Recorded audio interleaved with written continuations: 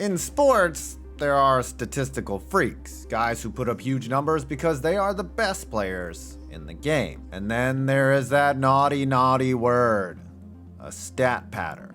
Think Andre Blatch. Being labeled a stat patter in any sport is one of the worst things you can say about an athlete. So let's take a look at the most accused athletes and determine whether they really did earn the name or it doesn't belong. Are these the most egregious stat patters in all of sports? Russell Westbrook. Statistically, Russell Westbrook is one of the top point guards of all time. 22.4 points per game, 8.4 assists, 7.3 boards, and 1.6 steals. These are ridiculous numbers, right there with Curry, Magic, and elbow to the ribs lover John Stockton.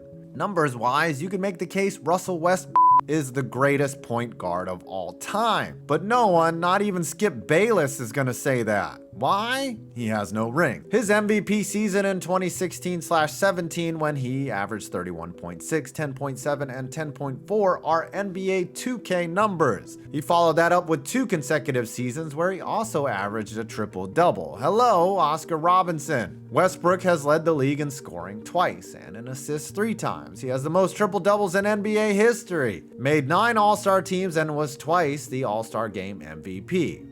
But here's where things get bad for him. His playoff numbers drop off quite a bit, especially in scoring. In 22 playoff series, he's averaged 18.5 points, 8 boards, and 6.5 assists, significantly lower than when nothing is on the line. He's only made 1 finals and is 1-3 in conference finals. Ultimately, rings matter. Looking at you, Dan Marino. They say numbers don't lie, but I'm not so sure in this instance. Because it seems that Westbrook tends to prioritize stats over winning, I would say he's guilty as charged. Hank Aaron. In the case of Hank Aaron, no one did it as consistently, as hard, and as for long as he did it, except for maybe your mom. Yet some baseball fans like to call him an accumulator. You need to shut the fuck up. So what if he only hit more than 45 bombs in a season 1 time out of 23, 47 in 1971, but he hit 40 or more 8 times and 30 or more 15 times. He led the league in homers 4 seasons, RBI 4 times, runs 3 times, hits twice, doubles 4 times, and won 2 batting titles. He's a lifetime .305 hitter and holds the record for career RBI and total bases. After he turned 35, he hit another 245 dingers and drove in 670 runs, both numbers that would be a career for most people. And mind you, his head didn't grow 3 sizes when he got older. Oh, did I mention he was once the all-time home run leader at 755? In his career, he also made 21 All-Star teams. If it's possible to be a top 3 hitter all-time and still be underrated, then Hank Aaron is just that. He also walked over 1,400 times, stole 240 bases,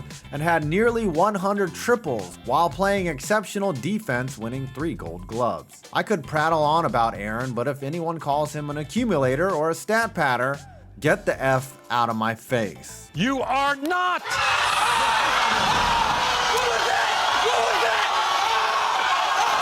Nolan Ryan. This one is a bit cloudier. For one of the most dominant power pitchers of all time, asking if he is a stat patter isn't so cut and dry. Generally speaking, bold numbers on a baseball reference page is an indicator of dominance. It means that the player led the league in a given category. In Ryan's case, there are ample bold numbers, but they are both good and bad. While he led the league in ERA, complete games, innings pitched, and strikeouts, he also led the league in losses, walks, and wild pitches. He was the real-life Ricky Vaughn.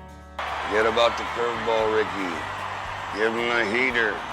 Probably the greatest power pitcher of all time, he never won a Cy Young Award despite coming close. He lost nearly as many games as he won, and he holds the major league record for both strikeouts and walks. You analytics guys would go crazy diving into his numbers. especially FIP. In his 27-year career, he only appeared in 6 playoff series, but went 2-2 with a 3.07 ERA and 59 playoff innings. Not bad, not great. However, the only padding category that I can knock him for is Ks, and from a sheer numbers standpoint, it seemed like Ryan chased strikeouts instead of effective pitching. However, the sheer fact that he has the most strikeouts by nearly 1,000 over the next guy, I don't really care.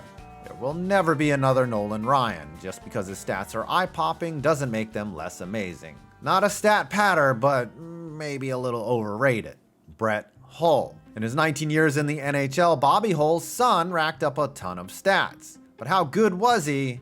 Really? Brett finished with 741 goals, which is 5th all time. He was an assassin, a shooter, and an abyss, hockey's version of Carmelo Anthony. But he was really good at that one-thing-time scorers. In 11 of his 19 years, he actually finished with a negative plus-minus for the season, and is only plus 23 for his entire career. In comparison, the Great One has a career plus-minus of 540 positive. He never came close to winning a Selke for his defense, let alone was rarely even considered. Yes, Hull was a Hall of Famer, and he was a great goal scorer, but that's all he was. It's hard to say it, but he's guilty of being a stat patter.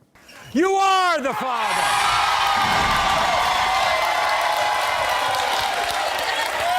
Allen Iverson, AI. Some love him, some hate him, especially that kid in the bowling alley that night. But the question here is not whether or not he was great, it's whether or not he was a stat patter. He won 4 scoring titles in the NBA, all without any practice. When you just talk about practice, we sitting here, I'm supposed to be the franchise player, and we're in here talking about practice. He averaged over 30 points per game 4 times and nearly 27 points per game over his 14-year career, which is 8th highest total in league history. Furthermore, he was one of the toughest and most durable players in the NBA, leading the league in minutes per game 7 times. For such an offensive player who stood only 6 feet, he was not scared to play defense either, averaging over 2 steals per game and leading the league in the category 3 seasons. Somewhere, Big John Thompson is smiling down on AI. But here's the knock. The answer was absolutely a ball hog, leading the league in field goal attempts 4 different times and averaging 22 shots per game for his career. In the 2001-2002 season, he attempted an insane 28 shots per game. He also had a less than 2-to-1 assist-to-turnover ratio and led the league in turnovers twice. Now, before we crucify him, he didn't have much help. Who would you rather have shooting the ball? Eric Snow? Aaron McKee? Once Iverson left Philly and played with other scorers such as Carmelo Anthony, his scoring, shots per game, and turnovers all went down while his assists and field goal percentages increased. He also pretty much dragged his team to the finals all by himself. But the question remains, is AI a stat patter? Because of his total game, the answer is no. And finally, the most polarizing player on this list, Matthew Stafford. Matthew Stafford, who was given the name Stat Padford by Lions fans, has gotten a bad rap. Here's the rub. In his career with his team trailing with under 4 minutes to go, he has 3,536 yards and 30 touchdowns. That's what we call garbage time, and that's a lot of stats to pile up while living in Loserville. But if you're going to say that 3,500 out of his 52,000 career yards make him a stat patter, then you need a new argument. Also, keep in mind that the Lions teams he played on were absolute dog shit, and he was seemingly always playing from behind.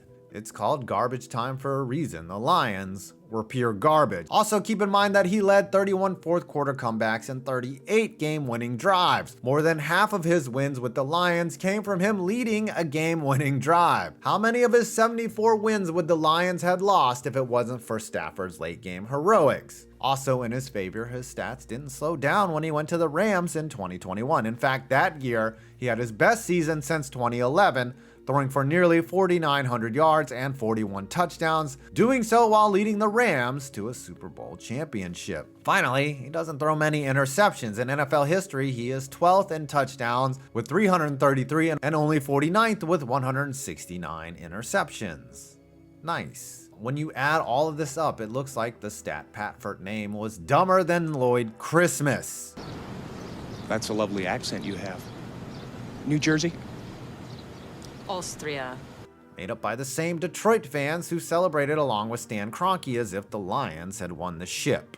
The verdict is in, and the charge of being a stat patter, Matthew Stafford, is innocent. Well, I hope you enjoyed this video. Please leave a like, comment, and of course, subscribe. I'm 5 Points Vids, and you made it to my next video.